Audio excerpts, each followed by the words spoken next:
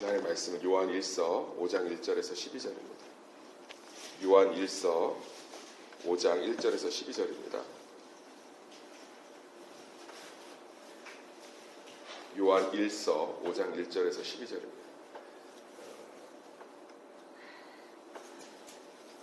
찾으신 줄로 믿고 번갈아 읽도록하겠습니다.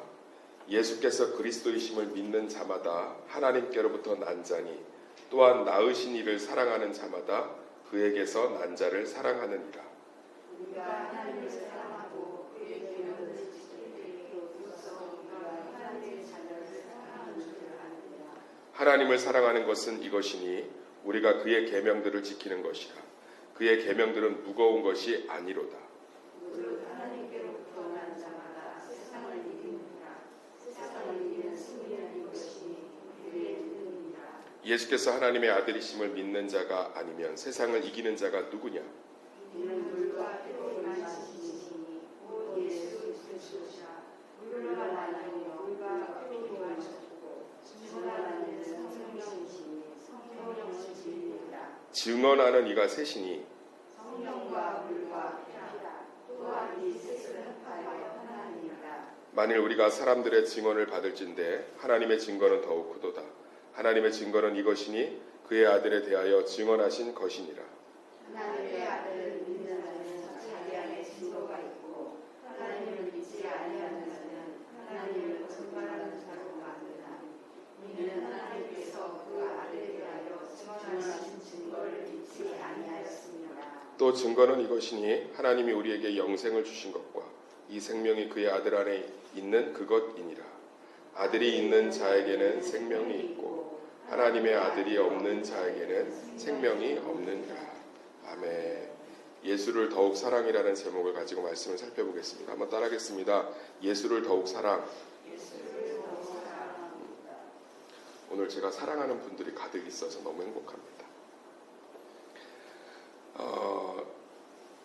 오늘 요한 사도가 요한 1서 5장 1절에서 12절을 통해서 굉장히 귀한 메시지를 주고 있습니다. 너무 아름다운 메시지예요. 그 핵심이 뭐냐면 우리가 하나님의 계명을 지킴으로 하나님의 사랑이 우리 안에 있다는 것들이 증명되는데 그것이 사랑하기 때문에 어려운 일이 아니라는 거예요. 그러니까 우리가 2절만 읽으면 이렇게 무언가 율법적이고 무언가 짐을 주는 것 같습니다. 우리가 하나님을 사랑하고 그의 계명들을 지킬 때 이것 때문에 이로써 우리가 하나님의 자녀를 사랑하는 줄을 아느니라. 그러니까 내가 하나님의 계명을 지키지 않으면 하나님을 사랑하지 않는 거고 하나님의 계명을 지키면 하나님을 사랑하는 거니까 계명을 지켜야 된다라는 계명의 무게중심을 두는 것 같은데 참 사도 요한이 3절에 보면 굳이 기록하지 않아도 되는 이야기를 하고 있어요. 하나님을 사랑하는 것은 이것이니 우리가 그의 계명들을 지키는 것이라. 여기까지만 딱 좋은데 따라하겠습니다. 그의 계명들은 무거운 것이 아니로다. 이게 핵심 구절이에요. 그러니까 무슨 얘기냐면 사랑하면 계명을 지키는 게 어렵지 않다는 거예요. 이걸 참 잘 표현한 소설이 1907년 오헬리라는 미국의 유명한 작가가 쓴 크리스마스의 선물이에요. 이거 다 한번 들어보셨을 거예요. 그게 뭐냐면 가난한 부부가 있잖아요. 근데 시계줄이 너무 낡아 있어요. 그래서 이 아내가 시계줄을 하나 가죽으로 사주고 싶은데 돈이 없잖아요. 자기 머리카락을 잘라서 남편 시계줄을 사요. 그리고 이제 남편은 이 아내를 너무 사랑하니까 머리핀을 해주고 싶은 거예요. 크리스마스 날. 그래서 자기 시계를 팔아서 머리핀을 산다고요. 둘이 만난 거죠. 그랬더니 남편이 뭘 주는 거예요? 머리핀을 주는데 모자를 벗으니까 머리카락이 하나도 없지. 그리고 이제 아내가 너무 감동하면서 시계줄을 줬는데 뭐가 없어요? 시계가 없죠. 근데 이 두 부부가 너무 행복해. 이게 크리스마스의 선물이라는 오헨리의 소설이에요. 1907년. 교회에 머리카락 팔아서 내라고 하면 내겠어요? 안 내죠. 저한테 시계 사달라면 안 사주잖아요. 근데 자식한테는 얼마든지 할 수 있다. 그러니까 사랑하면 어렵지 않다는 거예요. 그러니까 내가 무언가가 자꾸 의무가 되면 하나님의 사랑에서 벗어나고 있다는 걸 빨리 깨달으라는 거예요. 내가 무언가 짐이 되고 있으면 하나님의 사랑에서 벗어나고 있는 거예요. 그러니까 교회를 섬기는 일을 하는 게 복된 이유는 이거예요. 일을 해서 복된 게 아니라 일을 하면 축복을 받기 때문에 복된 게 아니라 하나님의 일을 하면 내가 하나님의 사랑에서 가까이 있는지 멀어지는지 금방 알 수 있다. 이것들이 짐이 되고 무겁고 사람들 마주치는 것도 싫고 부담되고 숨이 막힐 것 같고 이러면 뭐예요? 지금 하나님의 사랑 때문에 하고 있는 게 아니라 내 의지나 내 욕망인 거죠. 내 필요인 거예요. 그러니까 그것들이 채워지지 않으면 원망하고 불평하고 실망하게 되는 거죠. 근데 하나님을 사랑하면 하나님의 계명을 지키고 서로의 짐을 지는 게 어렵지 않습니다. 그런데 이제 요한 사도가 이렇게만 끝나는 게 아니라 그러면 하나님의 사랑을 경험해야 하나님을 사랑할 거 아니에요. 옆집 아가씨를 데려다 놓고 옆집 남자를 데려다 놓고 너 무조건 사랑해라 무조건 사랑해라 무조건 사랑해라 그러면 그게 고문이고 협박이지. 그게 어떻게 되겠어요? 사랑이라는 게 자연스럽게 일어나야 되잖아요. 그러니까는 청년 사역을 오래 했잖아요. 청년 사역을 할 때 항상 조심스러운 행사가 있어요. 그게 뭐냐면 등산이에요. 등산. 선교. 이 힘든 일들을 같이 치러내고 나면 꼭 연인이 구석구석에서 막 생깁니다. 왜 그러겠어요? 막 거기 가서 같이 막 힘든데 손잡아서 바위 같은 데 올려주고 땀 닦아주고 대신 짐 져주고 막 이러면서 뭐예요? 아, 저 사람이 나를 아껴주는구나. 저 사람이 나를 사랑해주는구나. 선교 같은 거 가면 음식도 다르죠. 잠자리도 별로죠. 막 벌레 많죠. 위생도 엉망이죠.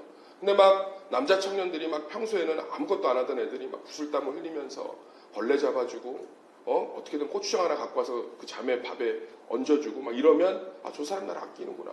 그럼 마음이 확 열리는 거예요. 사랑은 경험되어질 때 하게 돼 있어요. 근데 오늘 요한 사도가 너무 멋있는 얘기를 하고 있어요. 너희 안에 따라합시다. 물과 피와 성령이 사랑의 증거라는 거예요. 그러니까 하나님이 지금 나를 사랑하고 있는지를 어떻게 알 수 있냐. 사랑을 하면 증거가 있습니다. 그래서 결혼하면 손가락에 뭘 껴주죠? 결혼 반지를 껴주는 거예요. 부모가 자녀를 사랑하기 때문에 뭐예요? 증거들이 나타나잖아요. 희생하고 참고. 그래서 정상적인 가정 안에서 자녀들이 뭐라고 그래요? 엄마 아빠가 나를 사랑하는 걸 순간순간 의심하기도 하죠. 매를 맞거나 꾸중을 듣거나. 그렇지만 근본적으로 엄마 아빠가 나를 사랑한다는 걸 느끼는 것은 그렇게 혼을 내놓고도 밥은 차려주고 그렇게 혼내놓고서는 또 감싸주기도 하고 속상해하고 이런 모습들 보면서 아, 엄마 아빠가 나를 변함없이 사랑하는구나. 그 증거들 안에서 자기 사랑을 느끼잖아요. 그러면 도대체 눈에 보이지 않는 하나님이 나를 지금도 변함없이 사랑하고 있다는 증거가 뭐냐? 그게 믿음이라는 거예요. 근데 그 믿음이 세 가지의 영역을 갖고 있다는 거예요. 복잡해 보여도 쉽습니다. 물, 우리 거듭났잖아요. 할렐루야. 우리 지금 죽으면 천국에 갑니까? 아멘. 누구 때문에 천국에 갑니까? 예수님 때문에. 이걸 믿고 있잖아요. 나가서 얘기해보세요. 안 믿는다니까 비웃지. 눈에 보이지 않는 하나님을 어떻게 믿어? 근데 우리 눈엔 보이잖아요. 우리 눈엔 보인다고요. 우리는 하나님의 살아계심을 느낀다고요.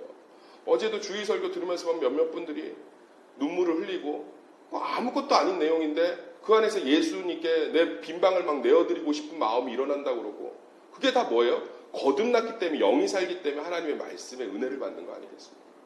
할렐루야. 그러니까 우리가 거듭나 있잖아요. 지금 새벽 예배 정도를 드릴 정도면 100% 거듭났죠. 이 피곤한 시간에 하나님의 말씀과 예배를 드리겠다고 이 추위를 뚫고 여기까지 오시는데 이건 그러니까 우리 안에 거듭남, 하나님의 말씀이 믿어지고 하나님의 살아계심이 믿어지는 거, 이 믿음을 누가 주신 거예요? 그렇죠. 믿음은 무엇이죠? 선물이라고 써 있잖아요. 할렐루야. 그럼 선물을 받았다는 건 내가 하나님께 지금 사랑을 받고 있다는 증거라는 거예요. 우리의 모든 삶이 하나님의 사랑 가운데 있는 줄 믿습니다. 그 다음이 피예요. 내 죄가 그리스도의 십자가로 완전히 용서받음을 믿으십니까? 그럼요. 우리는 그리스도의 보혈로 말미암아 십자가로 말미암아 전에 지었던 죄, 지금 짓고 있는 죄, 미래에 지을 죄를 단번에 용서받은 줄 믿습니다. 이 사실이 믿어지고 우리가 그렇기 때문에 그 보혈의 공로로 천국에 가고 하나님의 자녀라 부름받은 걸 믿고 있다면 이 믿음은 내가 붙들고 있는 게 아니에요. 내가 붙들고 있는 신념이 아니라 하나님이 성령 안에서 우리 가운데 지금 계속 주시는 믿음인 줄 믿습니다. 그럼 무언가 나와 함께하고 계시잖아요. 믿음이라는 증거를 약하게 보시면 안 돼요. 믿음을 자꾸 실천적인 영역과 무슨 헌신적인 영역으로 검증받으려고 하면 안 돼요. 오늘 사도 요한이 그 얘기를 하고 있는 거예요. 믿음은 내적인 일이라는 거예요. 할렐루야. 지금 이단들하고 엄청 싸우고 있잖아요. 요한 일서를 쓴 게 영지주의자들하고 박터지게 싸우면서 쓴 편지란 말이에요. 얼마나 이단들이 열심인지 몰라요. 교회가 신천지만큼만 열심히 전도하면 완전히 달라집니다. 통일교 하나님의 교회 애들 보세요. 저희 집 밑에 하나님의 교회가 있어요. 토요일날 거기 예배 드리는데 옷들 입고 오는 거 보면 얼마나 깔끔하고 정장으로 딱 맞춰서 들어와요. 뭔가 하나됨, 우리가 하나님께 예배 드릴 때 뭐 경건함 이런 것들을 보여주는 게 좀 규율인 것 같아요. 막 그 거리가 막 화려해져요. 정장을 이쁘게 입고 다들 시간에 딱 맞춰서 그것도. 예배 시간도 엄청 길어요. 지루하다 말 한마디도 안 합니다. 근데 이단이잖아요. 지옥 간다고요. 예수 안 믿으면. 그러니까 신앙이 외적으로 드러나는 게 아니에요. 신앙이 지금 사도 요한이 지금 영지주의자들하고 박터지게 싸우고 있다니까요. 얼마나 교회를 열심히 섬기는지 몰라요. 영지주의자들이 모여서 때마다 기도하고 막 자기들끼리 막 밥 나눠 먹고. 근데 그들 안에 예수가 없잖아요. 그러니까 신앙은 철저하게 내적인 것으로 증명이 돼요. 예수의 보혈을 믿으십니까? 아멘. 하나님의 살아계심을 믿으십니까? 아멘. 성령, 물과 피와 성령이 하나라. 성령이 하시는 일이 뭐예요? 인도함이죠. 우리 가운데 뭐 좀 실수하고 넘어지고 뭔가 잘못하면 찔림이 있잖아요. 새벽 예배 안 나가면 어때요? 나 기도해야 되는데. 이거 내 생각이 아닙니다. 성령께서 주시는 거예요. 할렐루야. 사람의 생각은 하나님을 알지도 못하고 알고 싶어 하지도 않아요. 로마서에 정확히 써 있습니다. 사람은 죄인이어서 하나님에 대한 찔림도 없고 궁금함도 없고 관심도 없어요. 내가 근데 말씀을 배워야겠다. 내가 어제도 한 부부한테 제가 좀 말씀을 좀 배우시면 어떻겠어요? 그랬더니 정말요? 너무 감사합니다. 그런 일들이 성령이 하시는 일이에요. 할렐루야. 제가 지나가는 분한테 예수 안 믿는데 말씀 배우시려고 그러면 막 이상하게 쳐다보죠. 뭐가 없으니까? 성령. 성령이 우리 가운데 죄도 지적하시고 말씀 가운데 인도도 하시고 깨닫게도 하시고 그러면 우리 안에 물이 있잖아요.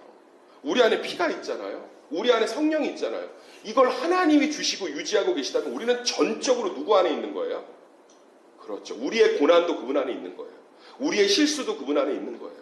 우리의 연약함도 그분 안에 있는 거예요. 우리의 질병도 그분 안에 있는 거예요. 그럼 우리는 모든 순간에서 하나님의 사랑을 경험할 수 있는 거죠. 그러면 계명이 어렵지 않다라는 거예요. 이 얘기를 계속 5장 1절부터 9절까지 하고 있는 거예요. 할렐루야. 제발 믿음을 내적인 것에서 찾으세요. 그래서 저는 믿음 판단을 못해요. 이제까지 제가 믿음 판단을 잘 안 합니다. 외적인 걸로 절대 판단 안 해요.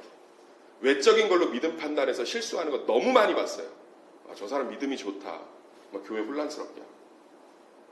저 사람 믿음이 참 좋다. 목회자 어렵게 하고. 저 믿음이 좋다. 사람들 다 시험 들게 하고. 믿음은 외적인 걸로 증명될 수 없어요. 사랑은 외적인 걸로 드러나죠. 사랑은. 믿음은 내적인 걸로 증명을 할 수가 없답니다. 외적인 걸로. 구분할 수가 없죠, 사람은. 근데 내적인 거는 철저하게 증명이 돼요. 저분이 그리스도를 믿고 있다. 저분이 말씀에 대한 사모함이 있다. 저분이 희한하게 하나님의 영에 대한 막 사모함이 있다. 저분이 그냥 예배하고 말씀에 대한 막 그 앞에만 오면 막 회복되는 게 느껴진다. 영이 있는 거거든요. 그러면 제가 그분의 믿음을 가슴 가운데 기억을 합니다. 흔들림이 없겠구나. 할렐루야. 그러니까 우리가 맨날 배우는 게 그거잖아요. 예배, 말씀, 기도 이런 것들에 집중하면 나머지는 다 된다. 얘기가 바로 그거예요. 그런 하나님의 본질적인 것들에 대한 사모함이 있는 사람들은 교회 일을 해도 지치다가도 금방 회복이 됩니다. 교회 곁가지를 계속 맴돌고 있으면 공허한 거예요. 공허한 거. 채워질 수가 없는 거죠. 우리 안에 있는 물과 피와 성령이 우리 신앙의 증거인 줄 믿습니다. 그래서 사랑을 하면 뭘 하고 싶죠? 사랑이 계속 이제 서로 사랑을 하면 뭐 하고 싶어요? 주고 싶죠. 주고 싶고 또 그렇죠. 같이 있고 싶죠. 주고 싶고 같이 있고 싶고. 그래서 뭐를 해요? 사랑하는 사이는 결혼을 하는 거예요. 어떻게 이 사람하고 평생을 살까 고민하는 건 사랑이 식은 거죠. 나 얘하고는 평생 못 살. 근데 평생 살고 싶어서 헤어지기 싫어. 누가 그런 얘기 하더라고. 뭐 데이트비가 아까워서 결혼했다. 너무 비참하지 않나요? 모르겠어요. 요즘 MZ세대를 제가 이해를 못하는 건지 모르겠지만 저는 경제적인 논리로 결혼만큼은 안 따졌으면 좋겠어요. 왜냐하면 끝까지 순수하게 남아있어야 될 게 사랑이 아닌가 싶어요. 근데 사랑하면 이제 주고 싶고 같이 있고 싶잖아요. 그래서 9절, 10절, 11절이 그 얘기예요. 10절, 11절 읽어볼까 시작. 하나님의 아들을 믿는 자는 자기 안에 증거가 있고 하나님을 믿지 아니한 자는 하나님을 거짓말한 자로 만들하니 이는 하나님께서 그 아들에 대하여 증언하신 증거를 믿지 아니하였습니다. 또 증거는 이것이니 하나님이 우리에게 영생을 주신 것과 이 생명이 그 아들 안에 있는 것이니라. 하나님이 우리에게 뭘 주셨대요? 사랑해서 영생. 그리고 우리는 이것이 어떻게 된대요? 이것이 우리 안에서 소망이 된대요. 할렐루야. 영생이 뭐예요? 영원히 사는 게 아니라 하나님과 사는 거예요. 할렐루야. 그러니까 자꾸 지금 하나님과 사는 것, 살고 싶은 욕망들, 그런 욕구들이 우리 가운데 자꾸 일어나는 거죠. 할렐루야. 그러니까 예배를 나오지 말라고도 나오는 거예요. 예배는, 참된 예배는 천국의 현현이에요. 할렐루야. 천국의 현현. 그러니까 자꾸 나오고 싶은 거예요. 나오고 싶은 거. 왜? 막 그 하나님 말씀 안에서 하나님 만나면 너무 좋은 거죠. 그리고 하나님이 뭘 주는 거예요? 우리 가운데 영생의 소망을 주는 거예요. 그래서 제가 314장을 좋아해요. 왜냐하면 제가 예전 교회 섬길 때 저 이제 그 임종 예배라는 걸 드리기가 쉽지가 않아요. 정말 기도 많이 하세요. 하나님, 나는 임종 예배 드리고 주님 앞에 가게 해서 정말 복됩니다. 제가 임종 예배를 3번 정도 드렸는데 한 10번 정도 요청받았는데 7번 정도 다 실패했어요. 왜냐하면 사람이 죽는 때를 예측할 수가 없어. 임종 예배 드렸는데 1년을 사시고 막 이러더라고요. 그리고 임종 예배 드리러 가는데 돌아가시고. 이게 정말 복되더라고요. 그러면 웬만한 교회들이, 웬만한 병원들이 임종 예배를 드린다고 그러면 무조건 1인실을 내줍니다. 그건 꼭 기억하세요. 병원에서는 다 그걸 1인실을 내줘요. 특실을 내줍니다. 이제 잠깐의 시간이기 때문에. 그러면 이제 긴급하게 연락이 와요. 그럼 임종 예배 연락이 오면 제가 거의 뭐 소방차 수준으로 이제 긴급하게 차를 몰고 갑니다. 기도하면서 하나님 붙들어 주세요, 붙들어 주세요. 막 저도 막 땀에 젖어요. 왜냐하면 이게 시간 싸움이기 때문에. 그럼 가면 그 이제 생전에 고인이 생전에 그 임종을 맞이하는 분이 좋아하는 찬송을 미리 이제 가족들에게 받아요. 어떤 권사님이 314년 내 구주 예수를 더욱 사랑. 주님 앞에 갈 때까지 더욱 사랑. 그거를 가족들이 싹 같이 불러요. 부르시면서 그 환희 가운데, 예배 가운데 하나, 정말 너무 아름다운 거예요. 죽음이 얼마나 슬픕니까? 장례라고 밝혀놓은 그 등만 봐도 우울하잖아요. 근데 우리는 복음 안에 부활의 소망이 있으니까, 영생의 소망이 있으니까 그 시간이 너무 아름다운 거예요. 할렐루야. 그래서 천국 환송이라고 그러죠. 천국 환송. SBS 초대 예능국장을 지내셨던 김경태 장로님이 장례식장에 오신 분들을 위해서 살아생전 영상을 찍었잖아요. 그 영상 너무 유명하지 않습니까? 조금 이따 봬요. 우리는 하나님의 사랑 안에 있기 때문에, 할렐루야, 영생의 소망을 주시고, 사랑하니까 주는 거죠. 사랑하니까 함께 있고 싶은, 영원히 함께하고, 지금도 우리 안에 있는 내적 증거인 물과 피와 성령으로 하나님이 우리의 삶을 지지하고 함께하고 있고 변함없이 돕고 있다는 증거를 그대로 유지하고 계시고, 이것들 가운데 있을 때 하나님의 계명은 지키기가 쉽습니다. 하나님을 사랑하는 것은 이것이니 우리가 그의 계명들을 지키는 것이라. 그의 계명들은 무거운 것이 아니로다. 하나님의 아들을 믿는 자는 자기 안에 증거가 있고 하나님을 믿지 아니하는 자는 하나님의 거짓말하는 자로 만드나니 이는 하나님께서 그 아들에 대하여 증언하신 증거를 믿지 아니하였음이라. 우리 안에 예수를 믿고 있는 게 하나님이 우리를 낳으신 증거고, 낳았으면 부모인 거고, 부모는 자식을 무조건 사랑하고, 그 사랑을 확신할 때 그 사랑 안에 내 모든 삶이, 내 실수, 연약감, 부족한, 고집, 가난한 거, 질병 다 있다는 거예요. 할렐루야.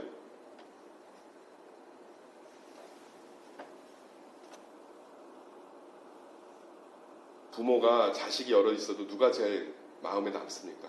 아픈 손가락이에요. 할렐루야. 5 손가락 깨물어서 안 아픈 손가락 없다고 하지만 상처난 손가락이 깨물면 제일 아파요. 제가 수많은 목회를 하면서 부모님들 보면 사업 실패하고 가난하고 약하고 이혼하고 무너져 있고 이런 자식을 부모가 피눈물을 쏟아요. 우리가 힘들고 어려우면 하나님이 피눈물을 쏟는 줄이 있습니다. 결코 그대로 내버려 두지 않습니다. 이 하나님의 사랑이 오늘 우리 아침 가득한 것을 확신하시기를 예수의 이름으로 축원합니다.